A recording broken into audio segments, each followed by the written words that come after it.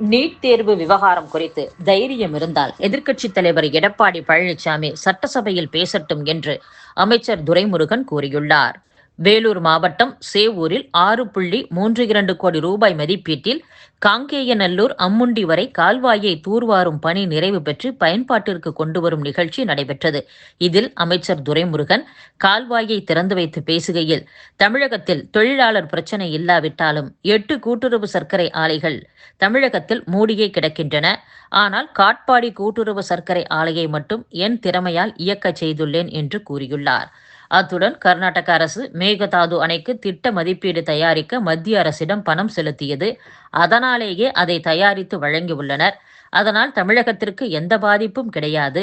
மேகதாது அணை கட்டும் விவகாரத்தில் மத்திய அரசின் 4 கமிட்டிகள் கர்நாடக அரசு கோரிக்கையை ஏற்காமல் திருப்பி அனுப்பிவிட்டன.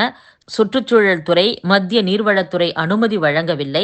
தமிழகத்தின் ஒத்துழைப்பின்றி ஒரு நாளும் கர்நாடக அரசால் மேகதாது அணை கட்டவே முடியாது. முல்லைப்பெரியாறு பிரச்சினை குறித்து முழுவதுமாக எதுவும் தெரியாமல் எதிர்க்கட்சித் தலைவர் எடப்பாடி பழனிசாமி பேசி வருகிறார். முல்லைப்பெரியாறு அணை தொடர்பாக வழக்கு இன்னும் நிலுவையில் உள்ளது. அப்படி இருக்கும்போது கேரள அரசை கண்டித்து தமிழக சட்டசபையில் தீர்மானம் கொண்டுவர வேண்டும் என்கிறார் பழனிசாமி. தமிழக அரசுக்கு நெருக்கடி கொடுப்பதற்காக இப்படி பேசுகிறார். இது நல்ல வேடிக்கை. தைரியம் இருந்தால் நீட் விவகாரம் குறித்து தமிழக சட்டசபையில் அதிமுகவின் பழனிசாமி பேச வேண்டும். பேசினால் அவருடைய தைரியத்தை பாராட்டலாம் என்றும் அமைச்சர் துரைமுருகன் கூறியுள்ளார். மதுரையில் நடைபெறவுள்ள முருக பக்தர்கள் மாநாட்டில் கலந்து கொள்ளுமாறு கோவை அருகே கேரள எல்லையில் உள்ள ஆனைக்கட்டியில் படப்பிடிப்பில் உள்ள நடிகர் ரஜினிகாந்துக்கு ஹிந்து முன்னணியினர் அழைப்பு விடுத்துள்ளனர். அதற்கான அழைப்பிதழும் கொடுக்கப்பட்டுள்ளது. வரும் ஜூன் மாதம் 22ஆம் தேதி குன்றம் காக்க கோவிலை காக்க என்ற தலைப்பில் முருக பக்தர்கள் மாநாடு மதுரையில் நடைபெறவுள்ளது. இம்மாநாட்டில் நடிகர் ரஜினிகாந்தை கலந்து கொள்ள வைக்கும் தீவிரத்தில் ஹிந்து முன்னணி களமிறங்கியுள்ளது குறிப்பிடத்தக்கது. வரும் சட்டசபை தேர்தலில் திமுகவை வீழ்த்திவிட்டால் இனி தமிழகத்தில் திமுக ஆட்சி என்பதே இருக்காது என்று பாஜக மாநில தலைவர் நயினார் நாகேந்திரன் தெரிவித்துள்ளார். தமிழகத்தில் இரட்டை இலை தாமரை கூட்டணி உருவாகியுள்ளது. இதில் யார் யார் எவ்வளவு பங்கேற்பு என்பது குறித்து நமக்கு தேவையில்லை. பாஜக தொண்டர்கள் சமூக வலைதளங்களில் இது குறித்து எதுவும் பகிர தேவையில்லை. திமுகவை ஆட்சியில் இருந்து அகற்றுவது மட்டுமே நோக்கமாக இருக்க வேண்டும். தேசிய ஜனநாயக கூட்டணியில் இன்னும் யாரெல்லாம் இடம்பெற வேண்டும் என்பது குறித்து மத்திய அமைச்சர் அமித்ஷா, அதிமுக பொதுச் செயலர் பழனிசாமி முடிவு எடுப்பர். தமிழகத்தில் தேசிய ஜனநாயக கூட்டணி ஆட்சி அமையும். அதில் பாஜகவை சேர்ந்தோர் அதிகம் பேர் இருப்பர். மத்திய அரசிடம் இருந்து தமிழகம் அவுட் ஆஃப் கண்ட்ரோலுக்கு சென்றுவிட்டது என முதல்வர் ஸ்டாலின் தெரிவித்துள்ளார். வரும் 2026 சட்டசபை தேர்தலில் திமுக தமிழகத்தில் இருந்து அவுட் ஆஃப் கண்ட்ரோலுக்கு செல்ல வேண்டும் என்பதே நம் எண்ணமும் செயலுமாக இருக்க வேண்டும். வரும் தேர்தலில் திமுகவை வீழ்த்திவிட்டால் இனி தமிழகத்தில் திமுக ஆட்சி என்பதே இருக்காது என்றும் பேசியுள்ளார். பாஜக தேசிய பொதுக்குழு உறுப்பினர் ராஜா பேசும்போது, தமிழகத்தில் அதிமுக பாஜக கூட்டணி 53% பெறும் என்ற கருத்து கணிப்பு வெளியாகியுள்ளது. இதனால் திருத்தணியில் பேசும்போது முதலமைச்சர் ஸ்டாலின் தடுமாறினார்.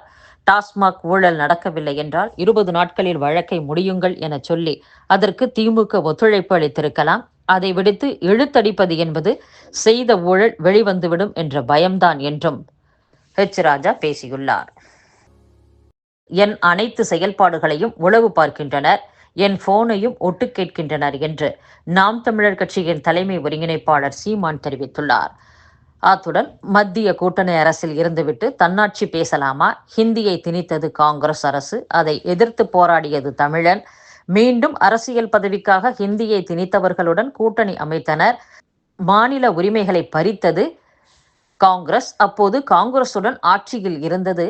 இன்று மாநில உரிமைக்காக தீர்மானம் நிறைவேற்றியது திமுக.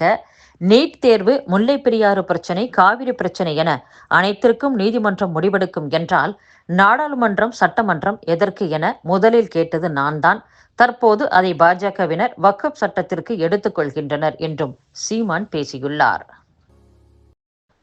மே தினத்தை ஒட்டி அண்ணா தொழிற்சங்க பேரவை சார்பில் அனைத்து மாவட்ட தலைநகரங்களிலும் மே 1ஆம் தேதி மே தின விழா பொதுக்கூட்டம் நடக்கும் என்று அதிமுக பொதுச் செயலாளர் எடப்பாடி பழனிசாமி அறிவித்துள்ளார். தமிழகத்தில் ஒரு சில இடங்களில் அடுத்த 4 நாட்களுக்கு வெப்பநிலை 3 டிகிரி செல்சியஸ் வரை அதிகரிக்கும் என்று வானிலை ஆய்வு மையம் தெரிவித்துள்ளது. திருவண்ணாமலையில் மினி டைடல் பூங்கா கட்டுமான பணிகளுக்கு தமிழக அரசு டெண்டர் கோரியுள்ளது. கடந்த ஆண்டு ஜூன் மாதம் தமிழக சட்டப்பேரவையில் வர்த்தக மற்றும் தொழில்துறைக்கான மானிய கோரிக்கையின் போது அமைச்சர் TRB ராஜா முக்கிய அறிவிப்புகளை வெளியிட்டார். அப்போது கரூர், திருவண்ணாமலை மாவட்டங்களில் மினி டைடல் பூங்காக்கள் அமைக்கப்படும் என்று அறிவித்தார். அதன்படி கரூர், திருவண்ணாமலையில் மினி டைடல் பூங்கா அமைப்பதற்கான வரைபட தயாரிப்பு, திட்ட மேலாண்மை என கடந்த ஆண்டே முதற்கட்ட பணிகள் தொடங்கி நடைபெற்று வருகின்றன. இதைத் தொடர்ந்து திருவண்ணாமலையில் மினி டைடல் பூங்கா அமைக்க கட்டடத்திற்கான டெண்டரை தமிழக அரசு கோரியுள்ளது. 34 கோடி ரூபாய் செலவில் 4 தளங்களுடன் அமைக்கப்படவுள்ள இந்த டைடல் பூங்கா ஓராண்டில் கட்டி முடிக்க திட்டமிடப்பட்டுள்ளது. இதனால் திருவண்ணாமலையில் ஆயிரக்கணக்கானோருக்கு வேலைவாய்ப்பு கிடைக்கும் என்று தெரிவிக்கப்பட்டுள்ளது குறிப்பிடத்தக்கது.